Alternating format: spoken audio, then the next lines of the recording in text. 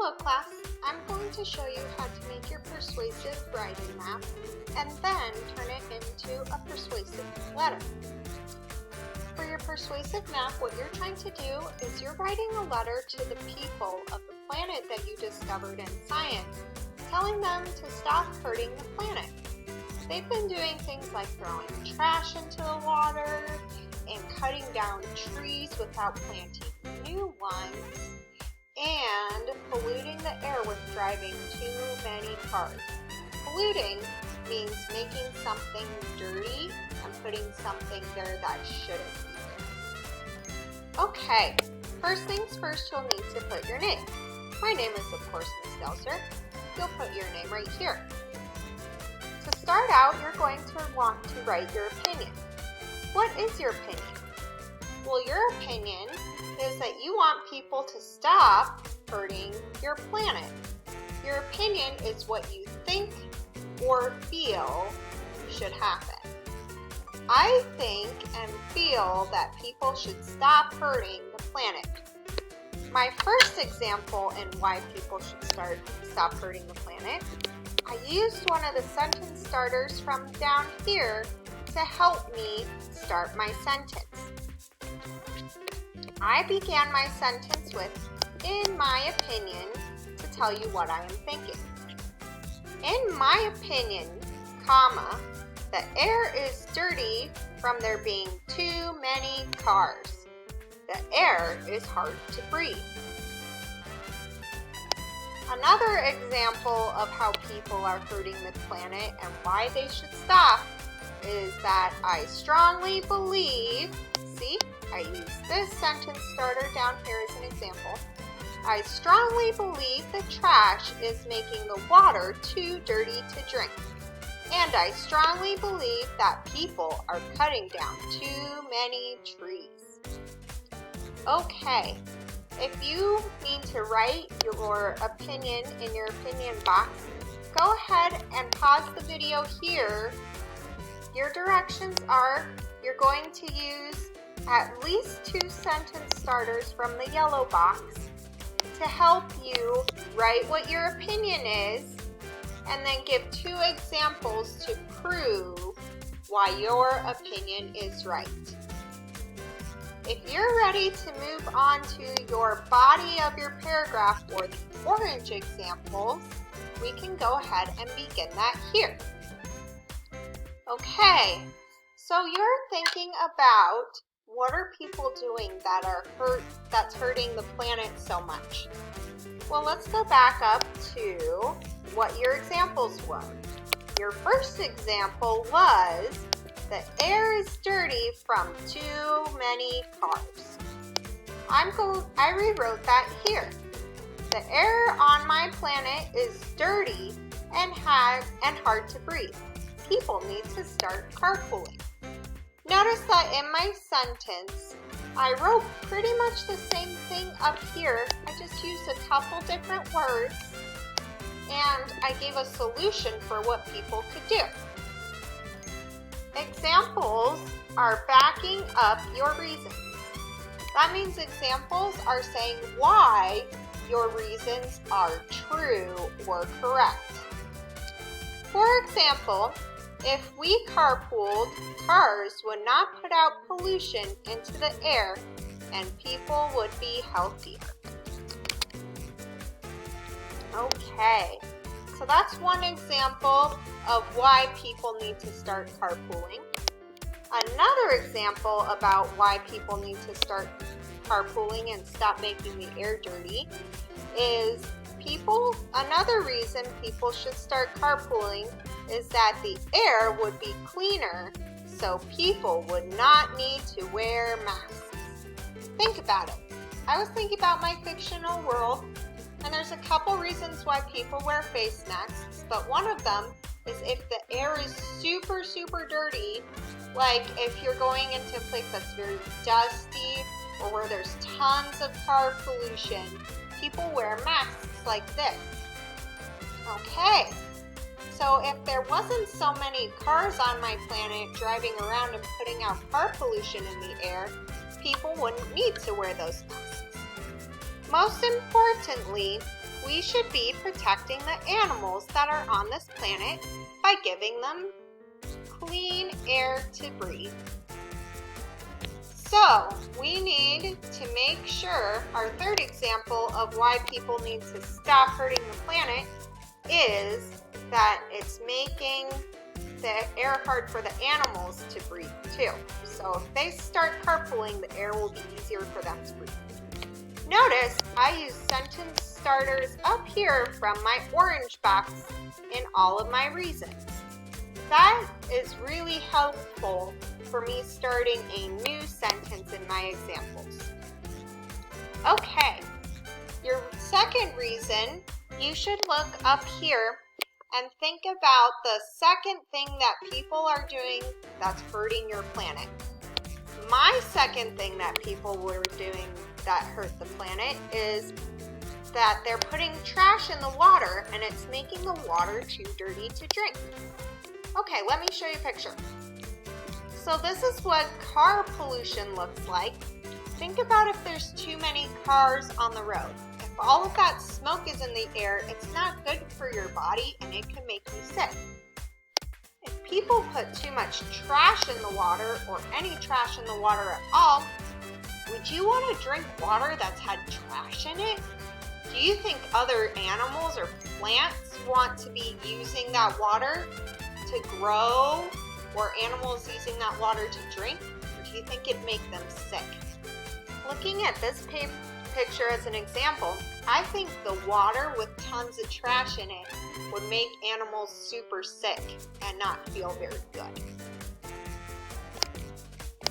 Okay, so my second reason was there was too much trash in the water and the trash that was in the water was hurting the planet. So my first example of how trash in the water is hurting the planet is, first, trash is making the water dirty and plants can't grow. Plants can't grow in super disgusting, dirty water. My second example for how trash is hurting the planet is animals are getting sick from dirty water. Ugh, that's not helping them at all. Okay, and my third example for how trash is hurting the planet, trash in the water is hurting the planet, is finally, people are getting sick from dirty water. If you drink icky, nasty, dirty water, you're probably going to get sick. Okay, let's take a look at my third reason.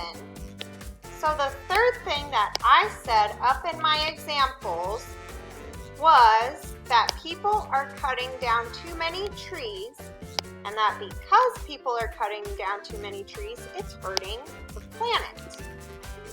Okay, so people are cutting down too many trees and taking away homes from animals.